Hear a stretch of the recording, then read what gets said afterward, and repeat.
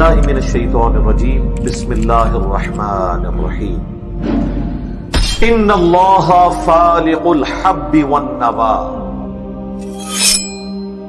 بے شک اللہ ہی ہے پھاڑنے والا دانے کو اور گٹھلی کو.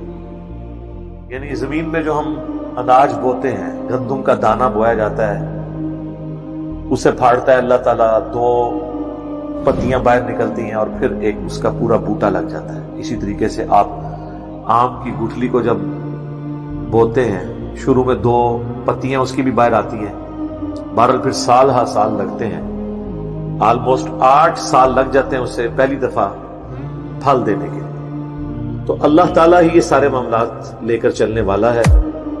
یخرج الحی من المیت، اللہ تعالیٰ نکالتا ہے زندہ کو مردہ سے.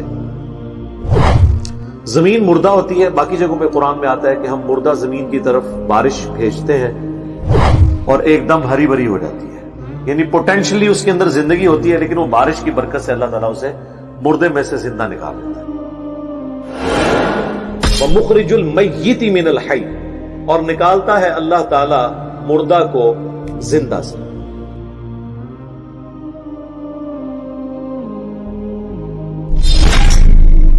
بظاہر تو انڈا مردہ ہی ہے. بعض لوگ سائنٹیفکلی اس کے اوپر اعتراض بھی کرتے ہیں کہ جی وہ انڈے کے اندر زندگی تو ہوتی ہے اور آپ یہ مثال کیوں دیتے ہیں. قرآن چونکہ لٹریچر کی زبان میں بات کرتا ہے، اگرچہ قرآن نے یہ مثال نہیں دی ہے، لیکن ہم سمجھانے کے لیے اپنی دنیا کی زندگی سے پریکٹیکل ایگزامپلس دیتے ہیں کہ انڈا بظاہر مردہ ہوتا ہے، اس میں سے چوزا نکل آتا ہے. مرغی زندہ ہے اور وہ بظاہر ایک مردہ چیز دیتی ہے، یعنی انڈا. لٹریچر کی زبان کے اندر، ہماری کامن آبزرویشن کے اندر تو اسی طریقے سے بات ہوگی. تو زندہ میں سے مردہ، مردہ میں سے زندہ. اور اگر آپ اس کو ایتھیکلی دیکھیں تو کافروں کے گھر مومنین پیدا ہو جاتے ہیں، مومنین کے گھر کافر پیدا ہو جاتے ہیں. وہ بھی تو زندہ اور مردہ ہے نا.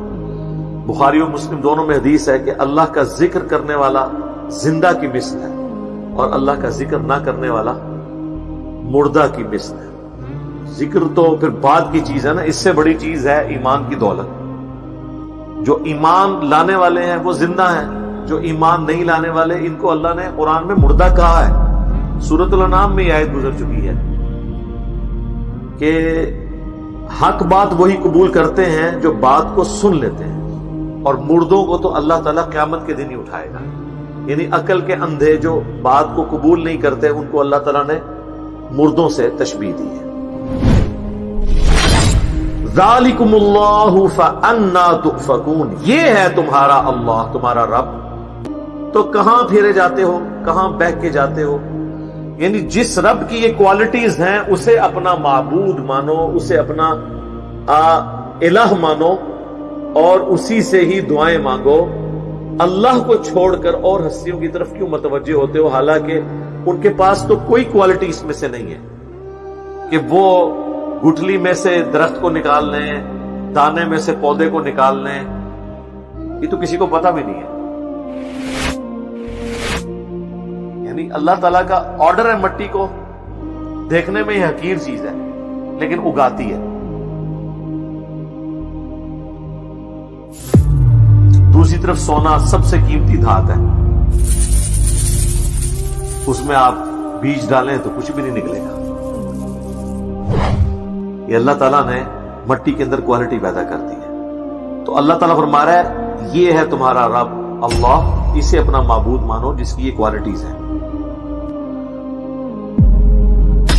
فالق الاصباح، صبح کو نکالتا ہے رات کی تاریکی سے پھاڑ کر. کیسے گریجولی روشنی پھیلتی ہے. وجعل اللیل سکنا، اور رات کو اس نے بنایا ہے آرام کرنے کے لیے. والشمس والقمر حسبانا، اور سورج اور چاند کو حساب کے لیے رکھ دیا ہے. سارا یہ حساب ہی سورج اور چاند کی وجہ سے چل رہا ہے، چاہے آپ کے لیونر ایئرز ہوں چاہے سولر ایئرز ہوں.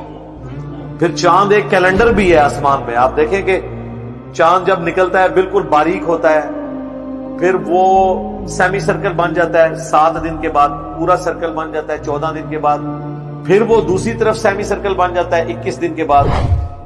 تو تھوڑی بہت اگر آپ کو سمجھ ہو تو آپ چاند کے ذریعے تاریخ بتا سکتے ہیں قریب قریب کہ یہ والی تاریخ ہے.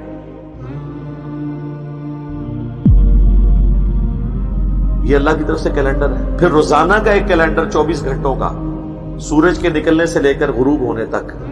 گھڑیاں تو اب ہم نے بنا لی ہے نا، پہلے تو لوگ اسی کے ذریعے سب کچھ کرتے تھے نا. ورٹیکل چیز اپنے گھر کی چھت پہ گاڑ لیتے تھے، اس کے سائے کے ذریعے نمازوں کے اوقات بھی معلوم کرتے تھے، ٹائمنگ بھی معلوم کر لیتے تھے. پھر جس دن سورج نہیں نکلتا تھا اس دن پھر غلطی بھی کھا جاتے تھے. صحیح بخاری میں آتا ہے کہ صحابہ کرام نے ایک دفعہ روزہ افطار کر لیا، بعد میں سورج نکل آیا، کیونکہ اس زمانے میں علم غیب نہیں ہوتا تھا. وہ بابوں کو ہوتا ہے، صحابہ کو تو نہیں ہوتا تھا، ورنہ روزہ افطار کر لیتے. سورج نکل آیا بعد میں. وہ تابعی پوچھتے ہیں کہ پھر کیا کیا تھا؟ انہوں نے کہا پھر اس روزے کی قضا ہی ہم نے دی تھی، کیونکہ ہم تو افطار کر چکے تھے، چاہے غلطی سے کیا، گنتی تو پوری کرنی تھی. آج اگر یہ مسئلہ ہو تو پھر ہم ساتھ یہ بھی سوال پوچھیں گے کہ جی اس زمانے میں علم غیب نہیں تھا ہوتا. یہاں تو ہمارے بزرگ تو کہتے ہیں جناب سورج تو ہم سے پوچھ کے چڑھتا ہے، ہم تو پوری دنیا کو ایسے دیکھ رہے ہیں جیسے تیلی میں رائی کا دانہ.